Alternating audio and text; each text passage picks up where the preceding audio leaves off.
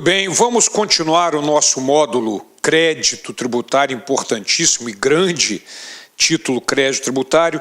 Nós já vimos na parte anterior as hipóteses de suspensão da exigibilidade do crédito tributário e agora vamos olhar as hipóteses de extinção do crédito tributário.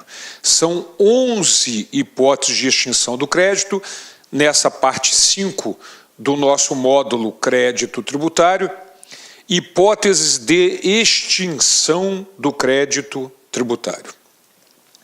O artigo 156 do CTN traz quais são essas hipóteses. O pagamento, vamos estudar todas elas, o pagamento, a compensação, quando a Fazenda Pública deve para o sujeito passivo deve para a Fazenda Pública, a transação, que nós vamos ver como é que ocorre, a remissão, que é o perdão da dívida, a prescrição e a decadência, sobre a qual nós já conversamos aqui em alguns momentos, porque precisamos desses conceitos, a conversão do depósito em renda, o pagamento antecipado e a homologação, que nada mais é do que o lançamento por homologação. E vejam, portanto, que o lançamento por homologação é um lançamento atípico, porque ao mesmo tempo que ele constitui o crédito, como está no artigo 150, que nós vimos, lançamento por homologação, ele o extingue, de acordo com o artigo 156, inciso 7. E é a um só tempo as duas coisas. Porque o contribuinte calcula, paga, a Fazenda Pública homologa. Ao mesmo tempo que ela constitui o crédito através da homologação, ela extingue, porque ela concorda com o pagamento antecipado lá atrás. Então, curiosamente, o lançamento por homologação é constituição de crédito, artigo 150 que nós vimos, e ao mesmo tempo extinção do crédito, o pagamento antecipado e a homologação. Mas vamos estudar com mais detalhes. Depois, a consignação em pagamento, uma situação curiosa, nós vamos estudar, o contribuinte está louco para pagar e a Fazenda Pública se recusa a receber. A decisão administrativa irreformável, a gente vai estudar, assim entendida, a definitiva na órbita administrativa, que não mais possa ser objeto de ação anulatória. Ok? A decisão judicial passada em julgado, da mesma forma, para a qual não cabe mais nenhum recurso de nenhuma das partes. E a dação em pagamento em bens imóveis. Em bens imóveis. Você vai lembrar quando nós falamos sobre o artigo 141 do Código, que determina que somente pode o crédito tributário ser suspenso, extinto ou excluído nas hipóteses previstas no próprio CTN. Então, aquelas leis do Distrito Federal, do Rio Grande do Sul, de alguns outros estados, que tinham como hipótese de extinção do crédito a dação em pagamento em bens móveis, foram consideradas inconstitucionais pelo Supremo Tribunal Federal no julgamento da ação direta de inconstitucionalidade 1917, como a gente já tinha visto antes. Então, é a dação em pagamento em bens imóveis. O parágrafo do artigo determina que a lei disporá quanto aos efeitos da extinção total ou parcial do crédito sobre a posterior verificação da irregularidade de sua constituição, observado o disposto no artigo 144, que é aquele artigo que determina que aplica-se ao lançamento, como regra geral, a legislação vigente na data da ocorrência do fato gerador, e o artigo 149, que é o lançamento de ofício, ex ofício, aquele que eu falei com vocês que tem 9 incisos, mas você só precisa decorar o primeiro, quando a lei assim determinar, e os incisos 2 a 9 é quando houver um erro qualquer a ser corrigido.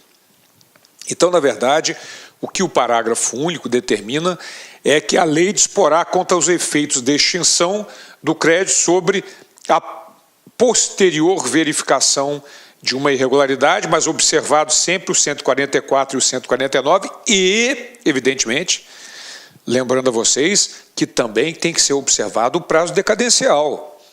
A Fazenda Pública, ela tem 5 anos para lançar ou corrigir aquele lançamento. Senão, ocorre a perda do direito que está no parágrafo único do artigo 149, que nós vimos do lançamento direto.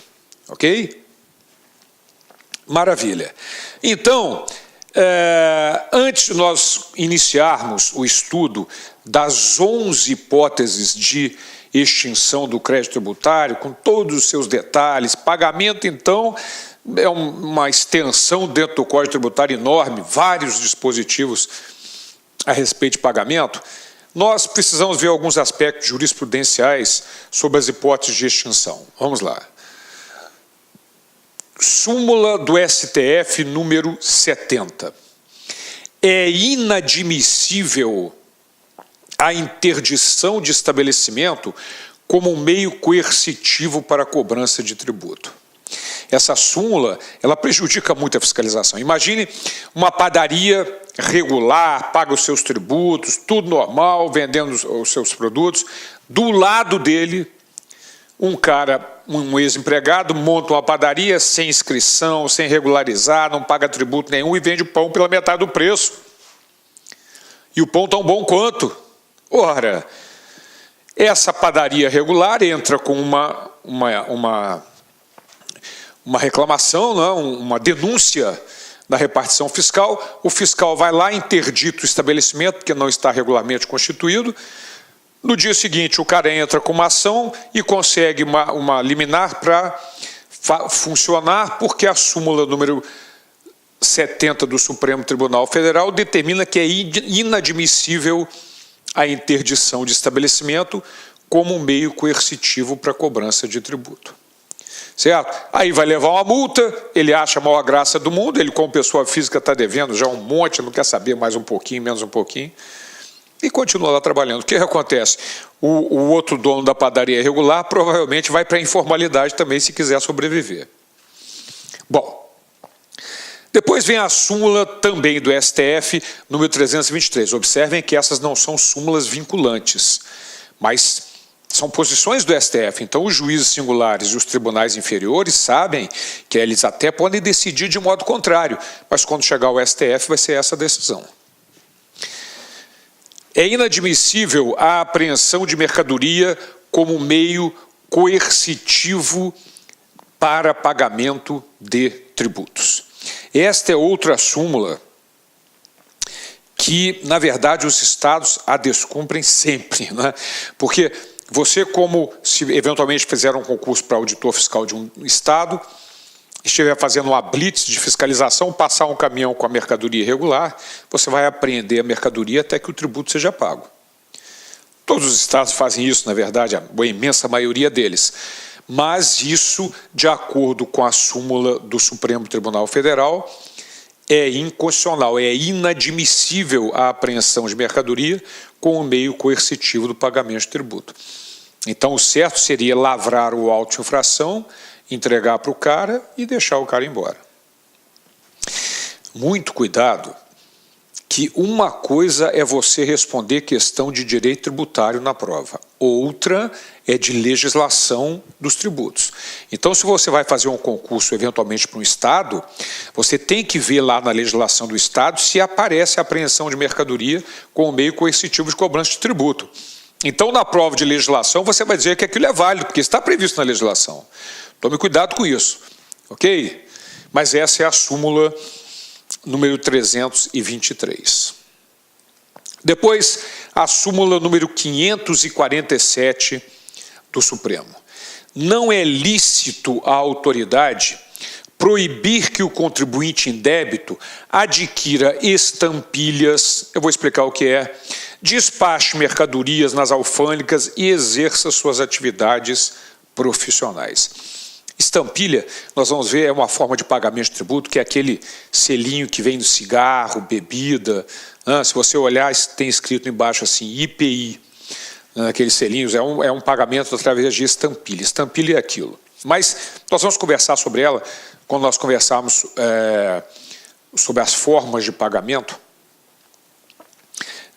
lá no artigo 62 do CTN. Mas o fato é que você não pode, de acordo com a súmula, não é lícito a autoridade proibir que o contribuinte exerça suas atividades em resumo. Por exemplo, o talão de nota fiscal antes do advento da nota fiscal eletrônica, hoje a imensa maioria das empresas já emite nota fiscal eletrônica, mas o produtor rural, por exemplo, no estado do Rio de Janeiro, em outros estados eu não sei, mas no estado do Rio de Janeiro, ele tem que emitir talão manual, ainda não é a nota fiscal eletrônica. Então, ele vai na repartição, a gráfica só pode imprimir um talão para ele se o fiscal der autorização. Esta autorização chama-se AIDF, Autorização de Impressão de Documento Fiscal. Então, o contribuinte vai na repartição, leva o espelho da nota fiscal, como vai ser, para o fiscal ver se está no padrão. O fiscal carimba, assina, autoriza a gráfica, e aí sim a gráfica vai poder imprimir, né, os talões de nota fiscal, no caso do produtor rural do estado do Rio de Janeiro, que ainda não utiliza nota fiscal eletrônica. Mas o que a gente faz? Se o contribuinte chegar e estiver irregular, estiver devendo tributo, normalmente não se autoriza essa impressão de documento fiscal para a gráfica.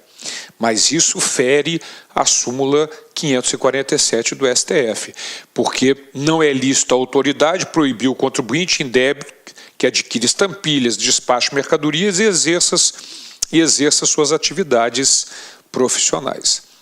Ok? Então, o correto também seria lavrar uma auto-infração, entregar para o produtor rural e autorizar a impressão pela gráfica do talão de nota fiscal para que ele possa exercer as suas atividades profissionais normalmente. Ok? Volto a insistir, não confunda os conceitos do direito tributário que nós estamos vendo com a jurisprudência com as determinações da legislação.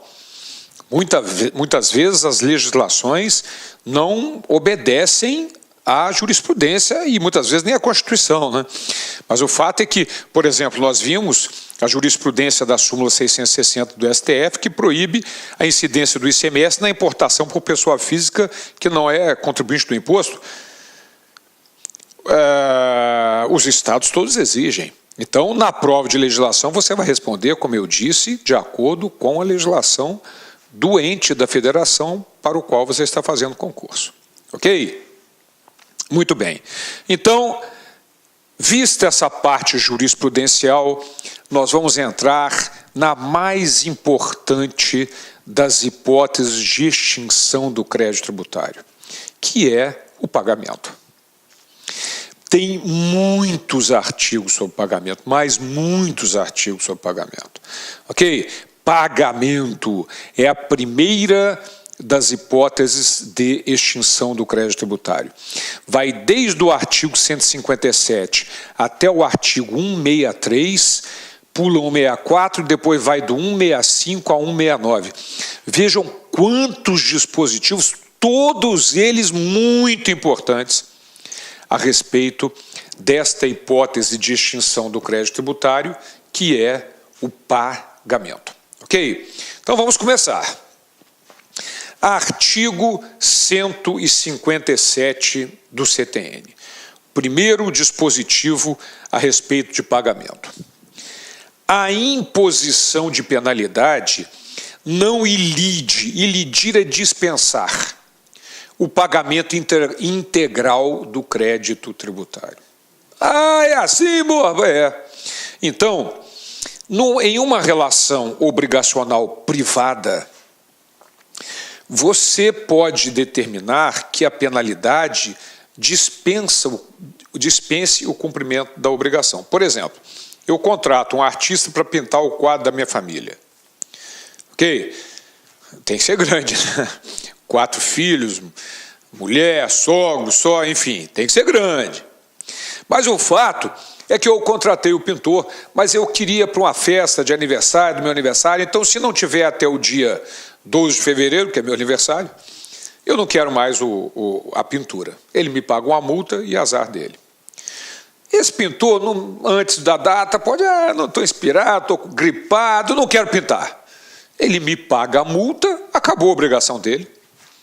Então, olá, meus amigos, minhas amigas, sou o professor Luiz Antônio Carvalho e com muito prazer, muita satisfação, estou aqui para fazer um convite muito especial. muito especial para você que quer fazer o concurso de auditor fiscal da Receita Estadual do Distrito Federal. Concurso esse que já foi autorizado, nós estamos aguardando o edital ainda para 2018 e, claro, nós aqui da Lá Concursos, nós temos o melhor e o maior programa de carreiras fiscais do Brasil na atualidade.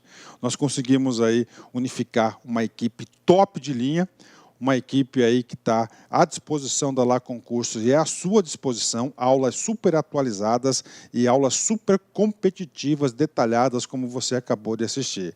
Gente, nosso curso pré-edital, ele tem um prazo de acesso de 180 dias. Durante esse período, você pode assistir quantas vezes quiser e na hora que desejar. Durante esse período, preste atenção, você terá direito a custo zero de todas as atualizações que forem necessárias para o concurso de fiscal aí do Distrito Federal. Inclusive o seguinte, vamos supor, você se matriculou hoje, daqui uma semana, se Deus quiser, o edital foi publicado.